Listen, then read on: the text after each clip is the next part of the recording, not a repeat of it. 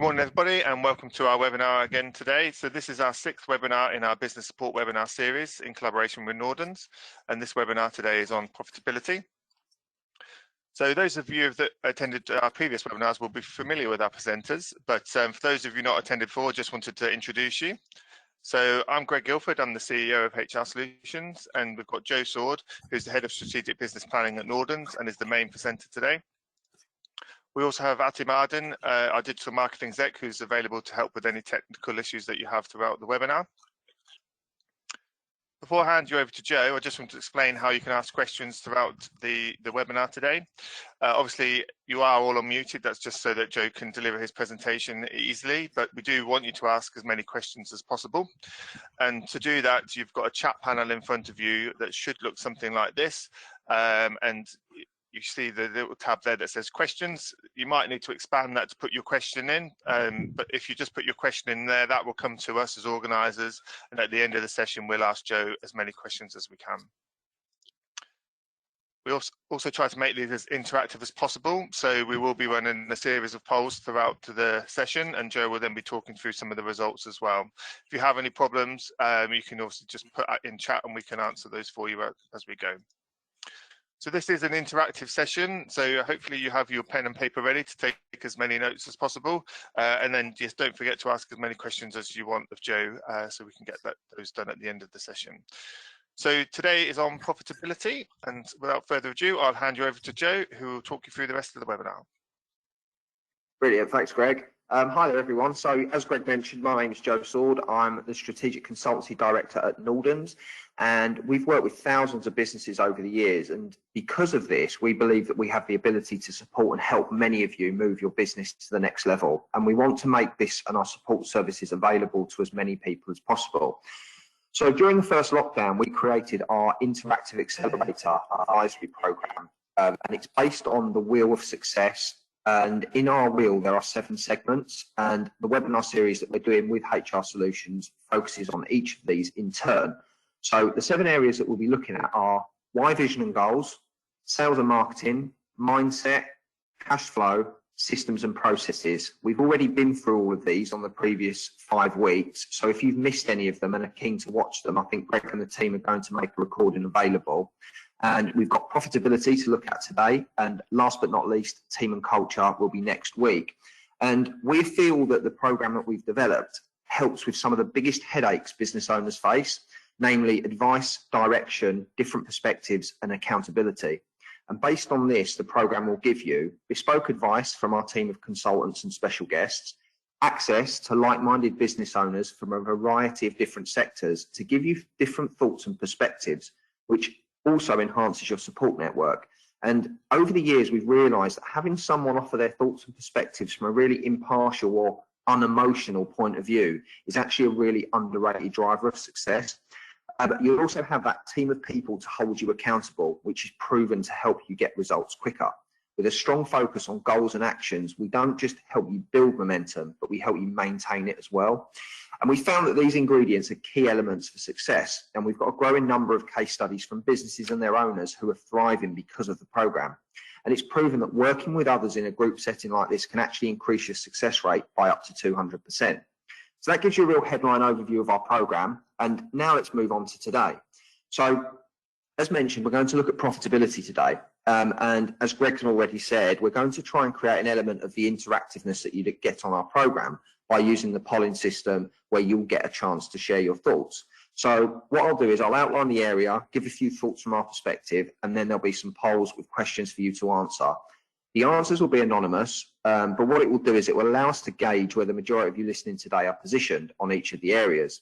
And of course, as we go through, like Greg said already, if you have any problems or questions, just pop a message in the chat box or give us a signal and we'll do our best to help.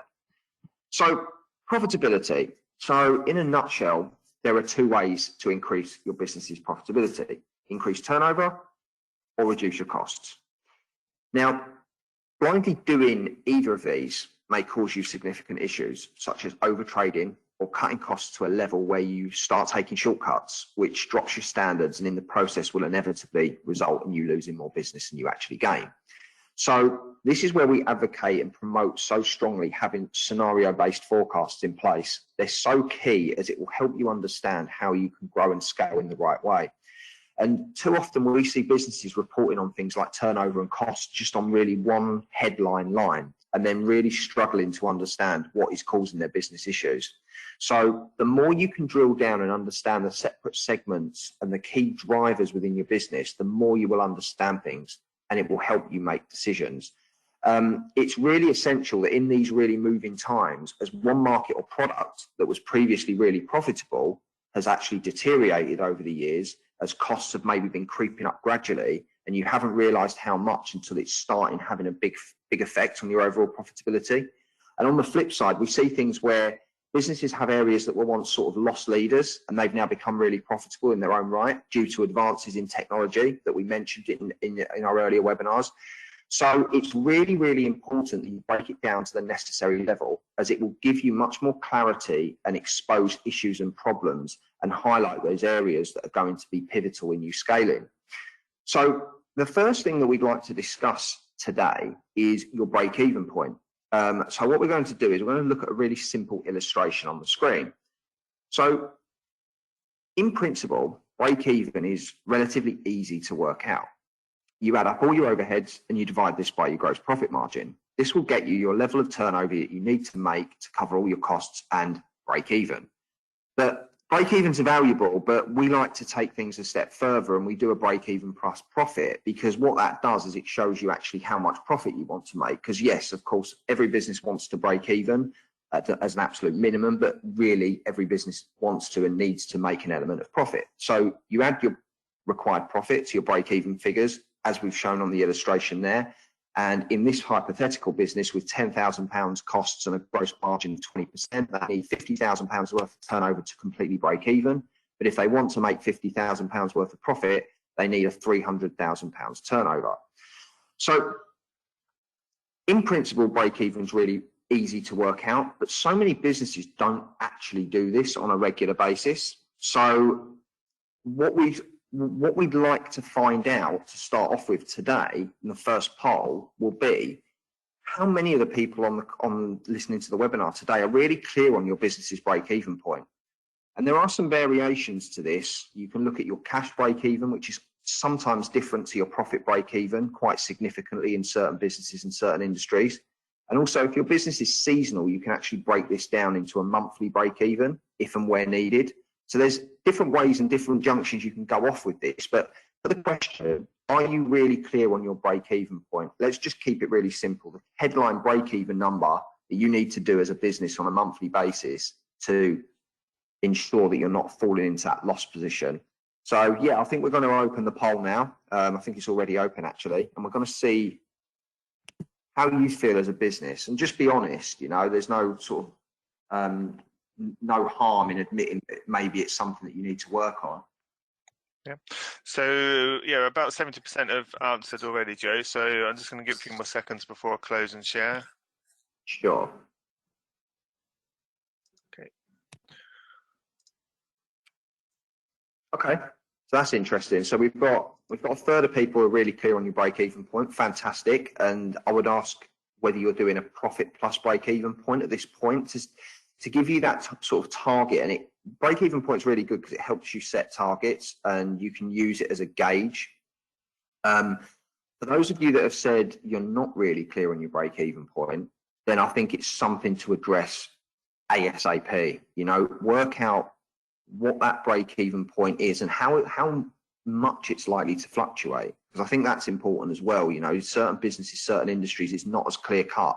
Month by month, things change significantly. It's very seasonal. So I think you need to really get a good gauge on that seasonality, on those changes, so you can actually look at your break-even point on an ongoing basis with a lot more confidence and clarity, because ultimately it's a tool to help you make good quality decisions. So there's some work to be done there for some of you perhaps to really have a little look at that break-even point going forward. So what we'd like to move on to now is put up another slide which shows some different illustrations. So these are based on various scenarios, and what it does is it will show how each thing will affect the business's profitability.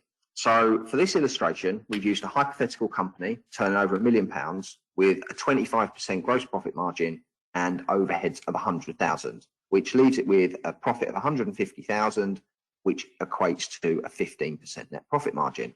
So what we're going to do is we're going to look at all of these different scenarios in turn, column by column.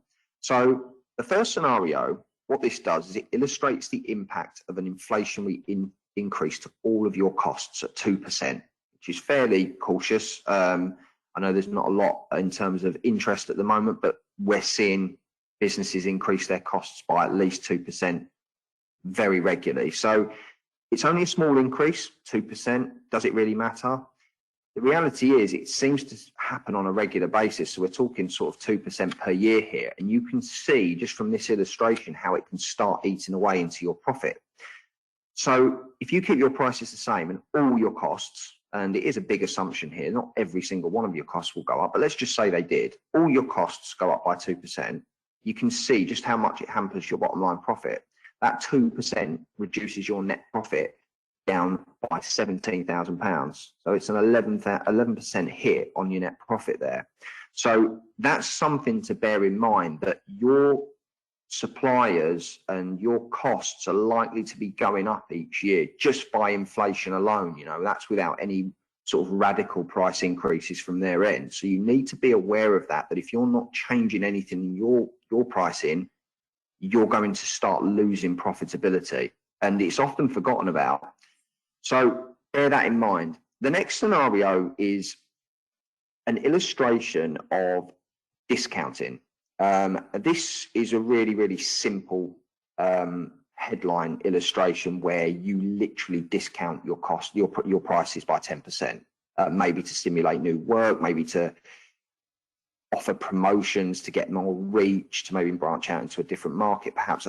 But you've committed to offering this 10% discount, and we see it quite a lot with businesses where they run these promotions, they put these discounts in place, but they don't always run all the numbers to show the impact. Now, in this scenario, everything else has stayed the same. You've just literally taken 10% off your sales prices or your turnover.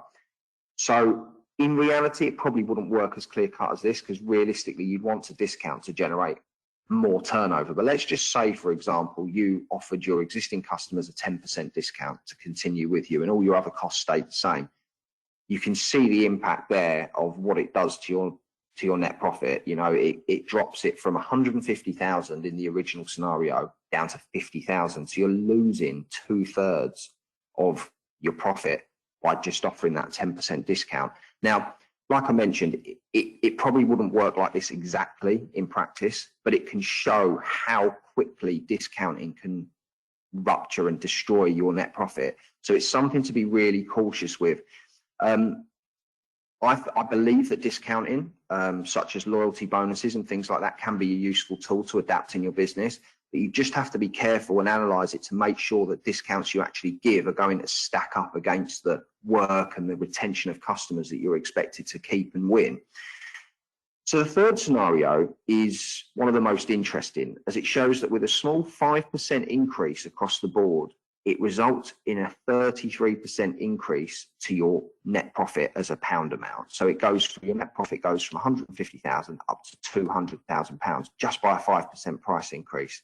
And so this is sort of the opposite of the first scenario we looked at. The first scenario, all your costs were going up, but your prices were staying, your sales prices were staying the same. This time your costs are staying the same, but your prices are going up. Again, there'll probably be a mixture, but it just shows the impact of you saying from tomorrow, we're going to increase our prices by 5%, what it actually would do to your net profit.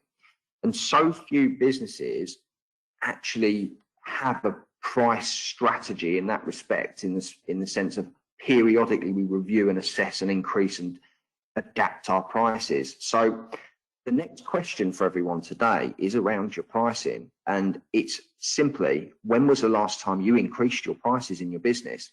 Now, I do appreciate that we're living in very difficult times the last year and a bit. So price increases have probably not been considered as much as they usually do. But on the whole, if we maybe look at your businesses in the longer term, as away from this crazy year that we've all been experiencing, how often do you increase your prices? You know, do you increase them 6 monthly? Do you increase them once a year? Do you look at them within the last 2 years?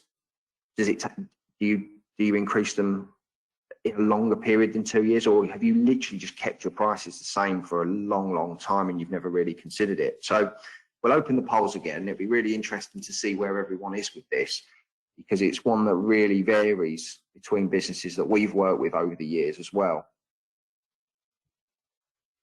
About 60% have completed so far, Joe, so just give it a few more seconds. Cool.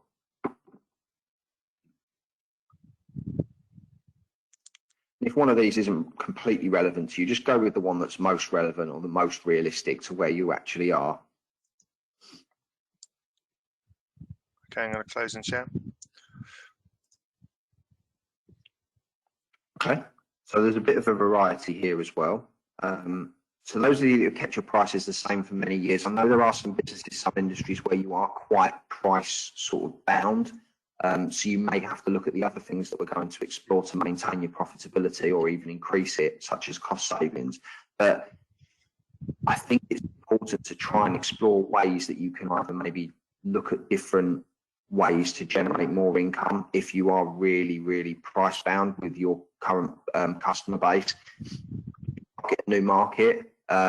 If that is the case, where you're really reliant on one particular sort of revenue stream and it's quite price tied and you can't really increase your prices too much, could you explore selling your services to other industries maybe in a slightly different way perhaps? But if it's just the fact that, you know what, we've not really looked at our pricing, we've just got a price that we felt we were happy with and we've just kept it as it is, I definitely think it's worth exploring, because you're losing ground in terms of your profitability if you do that.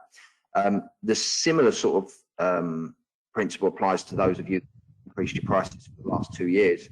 A long time, and no doubt you've incurred costs that have gone up in that period. So again, and I think those of you that have increased your prices in the last year, I think you're probably in the right ballpark there. I think in the last 6 months is possibly a bit too frequent, but again, there's no one size fits all. It will vary between businesses, it will vary between demographics, it will vary between industries. So I think you just have to be conscious that it should be on your strategic agenda to increase your business's prices.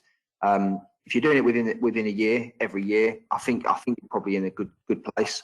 And I think it's just a case of, even if you're adopting an inflationary increase to keep pace with your rising costs, you're still not going to lose as much ground as if you were ignoring it.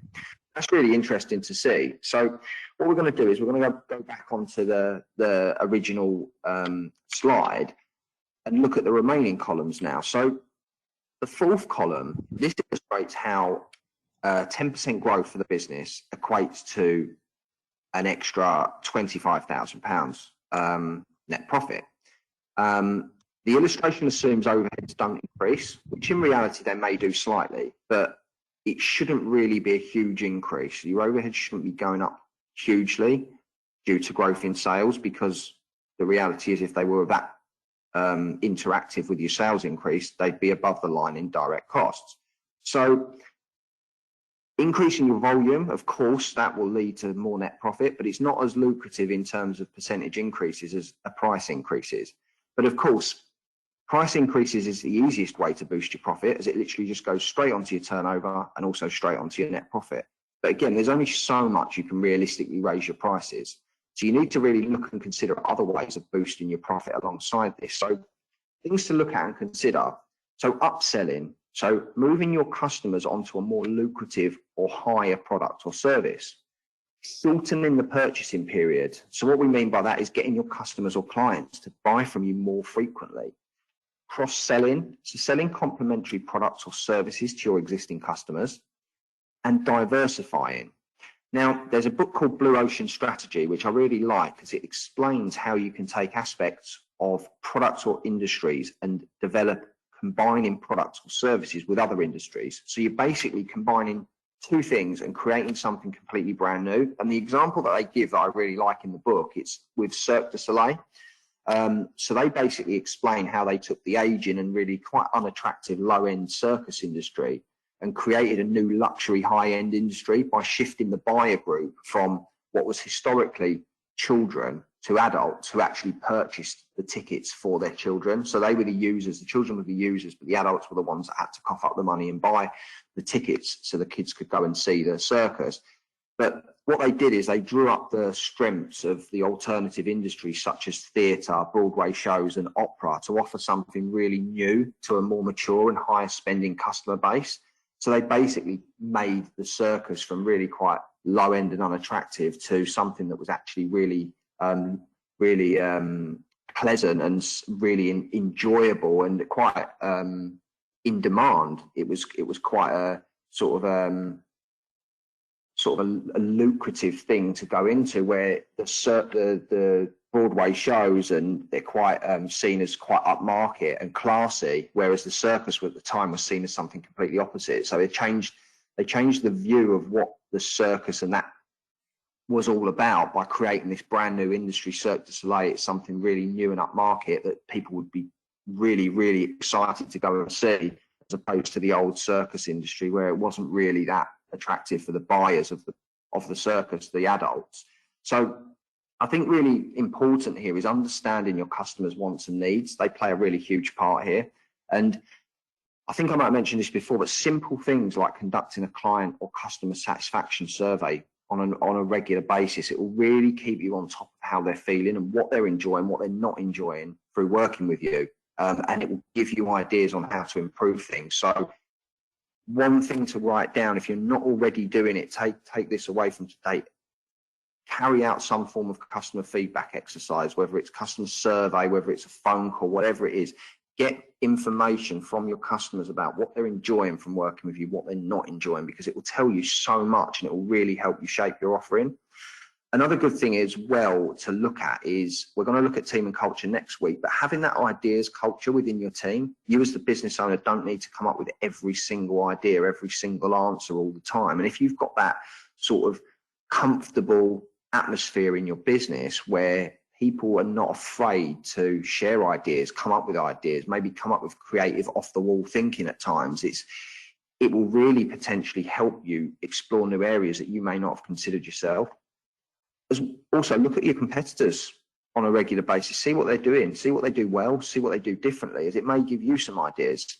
And one other thing that's often not considered enough is having a look at your lowest grade or your least efficient customers or segments, and carry out that exercise to really look at, should we actually continue working with these businesses, these customers, these clients, as it can be quite eye-opening. And when you actually assess like that, you'll realise that the 80-20 rule comes into play a little bit, where you'd probably say that 20% of your customers take up 80% of your time, I imagine, and a lot of them are possibly the lower paying customers. So just by doing that exercise and removing some of the less lucrative customers you have, it could actually end up making you more profitable overall. Especially if you're able to replace them with more profitable customers and better quality customers. So sort of customer grading is quite important. So we'd like to open the floor again for another question at this point. And the question is, when was the last time you implemented a new product or service to your offering in your business? Because this is something that obviously a lot of growth businesses do on a regular basis. They test things. They may not bring out a brilliant product or service every single time, but they're willing to jump in and test. So when was the last time you implemented a new product or service to your offering? So did you do something within the last 6 months? We've seen that a lot with COVID, especially within the last 6 months and the last year, with everything businesses needing to pivot. You looked at it within the last 2 years, longer than 2 years, or longer than 5 years, where you just simply haven't ever created a new product or service to your offering. So it'd be interesting to see what people have said here, because I know that a lot of businesses have done things differently because of COVID. They've been kind of forced into it. So it'd be interesting to see if people listening today have adopted that sort of approach. Great. So there's about 60% already completed. So just give it a few more seconds. Okay. And again, like I said before, just be honest and go with what you feel is most relevant to you right now. Okay, so quite a few of you have implemented a new product or service in your offering within the last year, which is quite good. And And that shows obviously quite growth focused. You're looking at developing new offerings, new services. And I wonder how much of that has come off the back of customer feedback, or it's come off the back of your own ideas. Within the last 2 years, not necessarily anything wrong with that. It's good to see that there's not many people in the two end columns, like the longer than 2 years and the 5 years or longer, because I think that probably is pushing it in terms of innovation. I think to stay ahead, you probably need to be looking at implementing new products and services to your offering on a fairly regular basis. Again, it will vary with the industry that you're in, but I think the innovative firms nowadays are staying ahead of the game because of the fact that they are innovating. You know, they are pushing boundaries. They are willing to step outside their comfort zone. They are willing to maybe even diversify their offering to look at a more sort of all-in-one solution for their clients and customers. So it sounds like, based on that, quite a lot you're on the right track, which is great. So we're going to go back now to the remaining 2 columns. And the 5th column, that will illustrate how just a 1% increase to your margin can add another 5% to your bottom line in terms of pound value. So taking real good care and control of your gross margins for businesses where you have a real fluctuation there, or a big reliance on a gross profit margin, where you're doing quite a lot of sort of ongoing work where you're not overheads heavy, it's more direct cost heavy. It's really, really important, and we've seen this quite a lot with construction businesses when they can potentially run up costs or jobs overrun, and all of a sudden the margin that they thought they were earning on the job has just completely evaporated, and the job has now become either break even at best or loss making at worst. So it's really important you have the reporting functions to take a real tight view of those margins. And if you're able to implement cost savings, bulk buy-in, changing your suppliers to a more lucrative one, maybe combining your purchases, anything like that, you can all of a sudden see quite a big difference straight away, as it's illustrated there. And the final column is generally the one that people go to when they're looking at trying to make their business more profitable. It's trimming your overheads, cutting your costs. You know, if you cut your costs by 10%, it would add another 10,000 to this hypothetical company's bottom line. But if you combine that to a 5% price increase, which would increase the bottom line profit by 50k, you know, there's only so much you're able to reduce your costs by. So I definitely think that you should consider it, and cost cutting exercises are often seen as the sort of those boring and laborious. But again, like we said earlier with the other example, you don't have to be the one doing this. You can actually delegate your cost cutting exercises and your cost cutting strategies internally or even externally. But all businesses, in my mind, should be carrying out those periodic cost review. And if there's one good thing that's come out of this pandemic, it's the fact that a lot of businesses have become leaner because they've really paid more attention than ever to their costs.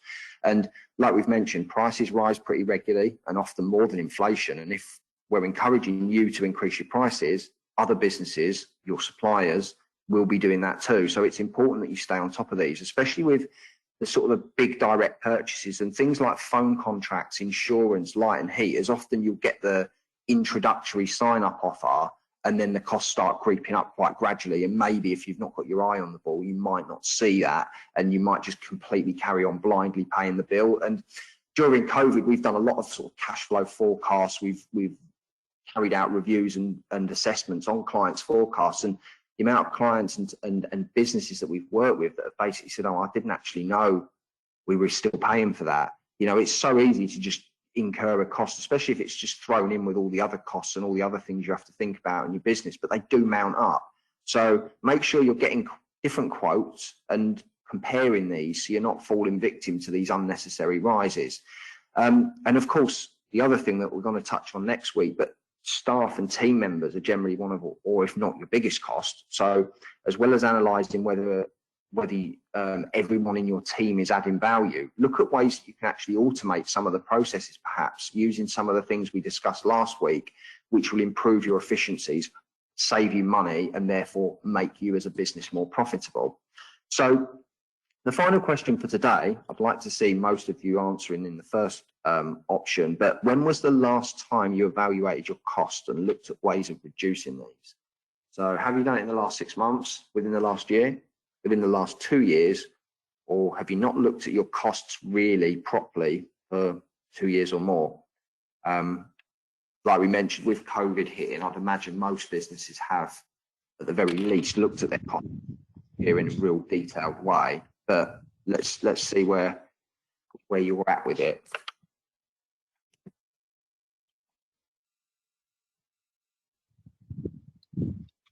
Okay, about 70% have answered, so I'll just give it a few more seconds.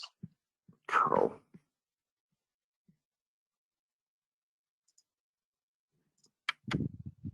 Fantastic. Yeah, that's exactly what I'd like to have seen, to be honest, because I think it's so important. Like I said, I think COVID has helped trigger this for some businesses, but it's not to say that some businesses out there have not been doing this already. But I think it's good practice to get into for sure, because I think it's so easy to just fall foul of the gradual cost increases that just keep creeping up. And it can just really hamper your profitability without you realizing it until it starts becoming quite critical. So yeah, that's great. So I think that's it. Very, very sort of whistle-stop key things to think about in terms of profitability and your business's profitability. So I think we're going to open the floor for a few questions now to finish off today. Yeah, thanks, Joe. So there's been a few questions coming in as we've gone, but if anybody's got any more they want to get in quickly, then please do so, and we'll try and get through as many as we can. So the first one is somebody asking or saying, I'm worried about increasing my prices as I'm scared I will start losing customers. Are you able to reassure me? Yeah, I think it's quite a good question, actually. And I think, firstly, if we're talking about small inflationary increases, to me, you should just sort of jump in and do it to an extent. Maybe make the initial increase an amount you feel comfortable with, and be honest when you're explaining why you're having to do this, to allow you to keep up as a business and continue to deliver your product or service to the same high standards. Many customers will be doing the similar things in their own business, so increase is likely to be expected. And if you're selling to consumers who are not businesses, I think generally, as long as it's explained and you're delivering a product or service of high value, a little price increase is sort of expected. You kind of legislate for it. You might not like it, but you legislate for it. So I think communication is really, really important, but I would jump in and do it, because the longer you leave it, the more value you're leaving on the table, so to speak. Because the alternative really is watching your margins dwindle year on year as your suppliers raise their prices, making it more and more difficult for you to compete at a high level.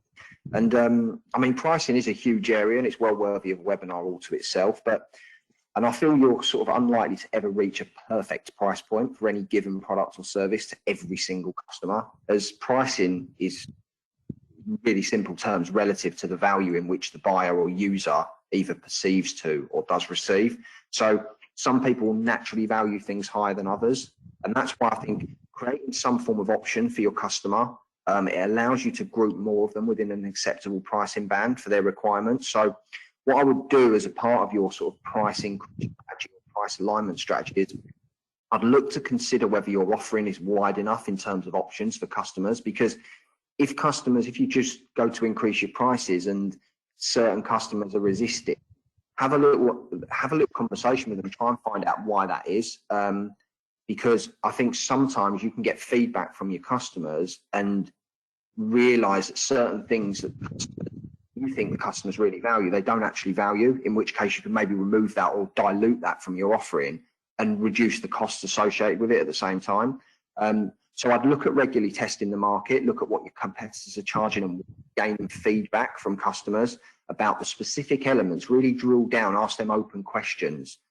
Don't just say sort of really closed questions like, did you like our service, where they can just answer yes, but it won't really tell you a lot other than customers seem to like your service.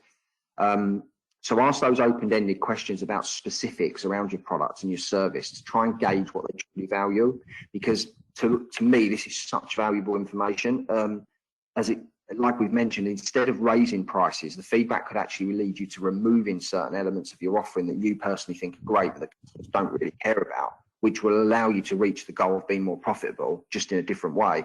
So I think it's a bit wider than just blindly raising your prices, but I think you need to be considering some form of inflationary type increase on a year or annual basis or biannual at the very, very least, because most of your competitors will be doing it, most of your as well. But I think there's more to it than just blindly increasing the prices. So I think sometimes it's about explaining why you're doing the prices as well, I guess, isn't it? Like if you're explaining like our operating costs have gone up, we've tried the things to reduce increasing our costs, but you know, if you're a service-based industry, your staff expect pay rises every year as well, so your cost base is going to naturally increase annually. The point you made about the sort of survey, you know, quite simply asking, you know, what should we stop doing, what should we keep doing, will generate those conversations, won't it?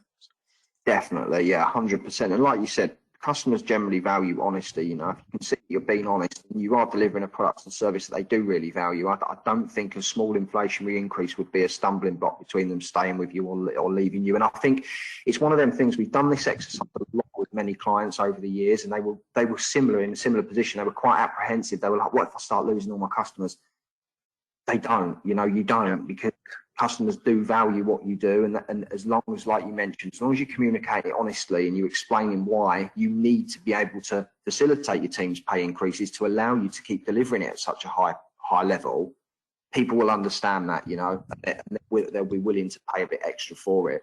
Of course, you're realistic though. You can't go in there and sort of double your prices without good reason, because then you will probably start to lose customers. But again, it needs to be justified, but I think people nowadays, to an extent, expect certain price increases. But I'd also look at your terms of business. If you make it clear when they sign up that you will do annual RPI increases, then it's no surprise to them when you do it. So you know, they're almost going to be expecting that increase every year just by signing up to you. So it makes the conversation less difficult when you get around to it. Yeah, definitely. One of the other questions that's come through is, how do I decide my optimal profitability level? Okay, it's an interesting one. I think to me, this is probably best answered, or possibly best answered, by asking a question back, which is, what do you actually want to achieve from your business? For example, if you wanted to achieve earnings, say £100,000 per annum, but your profit was only 50,000, you'd need to double your profit, and then look at ways to do that by different areas that we've looked at already, and then part of the things that we covered on the sales and marketing side of things, but setting targets accordingly to show the different ways that you can get there, whether that's growing your turnover directly with your current offering, or developing perhaps new products or services, which we talked about, maybe cutting your costs, or probably more likely than not a combination of all of these things. So it isn't really for anyone else to tell you the profitability level you should strive for. You have to have an element of realism, but at the same time, it has to be really strongly centered around what you want to achieve in your business. And coming back to the first session where we looked at purpose, vision, and goal setting, I think it really emphasises just how important it really is to be clear on this. And I suppose this is one of the reasons that the clients we work with value our coaching service so much, as we regularly bring the conversations we're having, the decisions that we're making, back down to what it is the business owner actually wants long term. And we find by doing this, it makes the subsequent decision so much easier. So I think before you worry about what the optimal profitability level should be, I think it's what you actually want from your business, because that is ultimately the optimal profitability level. Hopefully that helped. Yeah, thanks, Joe. Just another question here. So I've been asked, I am always being asked to look at my numbers more regularly than I currently do. How important really is it? Yeah, this is one that we get asked quite a lot, to be honest, about business owners. Like, I don't really need to look at my numbers. I know we're doing all right. I check the bank balance. We're okay. But I just think it's so important. And you don't necessarily need to look at every single number in your business, because I do know we've worked with a lot of creative businesses and their numbers are not their area of delight, so to speak. They don't love looking at their numbers, but they appreciate how important certain numbers are, or the headline numbers are, to helping them make decisions. So you don't necessarily need to look at every number in your business every day, because I do believe and I do agree that can be quite daunting for certain business owners. But one thing we look to do is encourage business owners to imagine that they were taking a month off, whether that's a holiday, a sabbatical, or just any other reason. You're taking a month off and you can only see 5 to 10 pieces of headline information And after that, you would need to make a decision on whether the business is running smoothly off the back of this. Now, this probably can seem a bit daunting, of course, but the idea is the sort of the headline key KPIs or key performance indicators, and what would they be to help you make that decision that, you know what, sort of if you're on holiday, for example, I can go back to my sun lounger and kick back and relax because I know that the people in the business are doing what they need to be doing. The numbers and the KPIs are telling me that, so I can relax for a bit. KPIs are a really beneficial way of owners who maybe don't love looking at the numbers to actually ensure they're in control at headline level. Because what you can then do is you can spot trends and issues before they become critical. So if you've done some forecasts like we continually promote and you've got your forecasts in place and they show that, look, for us to achieve what we want to achieve, we're going to need to generate 10 leads a week. Based on our conversion rate, 10 leads a week will get us to our turnover target. And your KPI report 3 days into the week showing that you've only generated 1 so far. So now, if you haven't already, that would be the time to drill down into the detail, check in with the people responsible and find out what's going on. But if, for example, 3 days in, you were showing 12, you're already ahead of target, and you'd be able to feel a lot more confident that, look, we're okay with leads generated, we're doing okay, we're already exceeded our target for the week. So I think just by having those headline numbers, of course, there will be times where you'd have to drill a bit more down into detail, but I think it's about understanding and identifying what those key metrics are for you as a business owner to help you make decisions. So in my mind, looking at your numbers on a regular basis is of huge importance. But one of the key things to consider is working out which numbers and metrics are actually the real valuable ones that help you make those decisions, because you can sort of get into that sort of number paralysis, I suppose, where you've literally just got so many numbers staring back at you on the screen and you don't really know what they all mean. You don't really know what they're all telling you. So work with businesses like ourselves to help you get more comfortable there, because to be successful, you have to know your numbers well enough, and those key numbers especially. So that's what I would sort of answer. A very, very long-winded way of saying it is very important, in my opinion, to look at your numbers regularly. Yeah, I think that's definitely worth doing. Like you don't know. You keep on doing if you always do what you've always done, you're always going to get the same results, aren't you? So it's always good to sort of challenge yourself on those numbers and look at them regularly. So that's most of the questions that have come through. We've tried to group some of them together as they've come in. We just had a comment from a member of the audience that said, kind of going back to asking for feedback, really asking staff for their feedback on where costs can be saved, because they kind of at the coalface, they might be able to see where things are being wasted, or time's being wasted, or resources being wasted. So probably going back to a similar question like, what should we stop doing? What should we keep on doing? And staff will often generate those ideas for you as well. Definitely, yeah. Definitely. So that's kind of all the questions we've got and feedbacks so far. If anybody does have any other questions, please put them in, and we'll come back to you at the end of the webinar, or arrange a time for Joe to reach out to you. So hopefully everyone found it really useful today and made lots of notes. As we mentioned, this is it's the 6th episode of a 7-part series. So this is run by Joe and his team, and it's the Interactive Accelerator program. So just want to run a quick poll to see if anybody would like to find out more about that offering. And we'll share those details with Joe, and he can reach out to you to sort of tell you a bit more information about the program.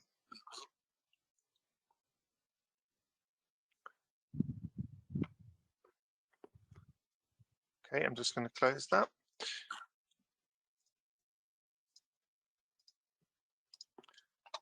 So next week is the last webinar on this business support webinars, and it's on it's team and culture on the 2nd of June. So if you haven't signed up, then please do. I'm just going to quickly ask you whether you've done that or not.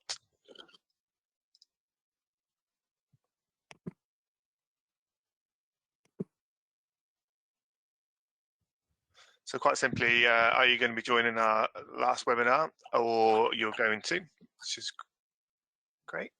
I'm just going to quickly share that. So yeah, everyone's either already signed up or they're going to sign up. So we'll make that easy for you. There will be a link that comes out at the end of this webinar.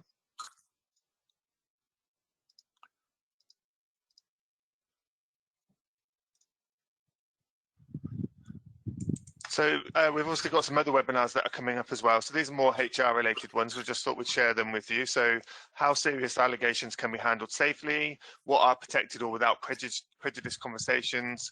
And then a popular one, remote working, how can you manage performance? So there'll be a link to sign up to those as well. Hopefully you've all signed up to our newsletter already, but if not, then the link's on the screen. Again, there'll be a link on the follow-up email for you.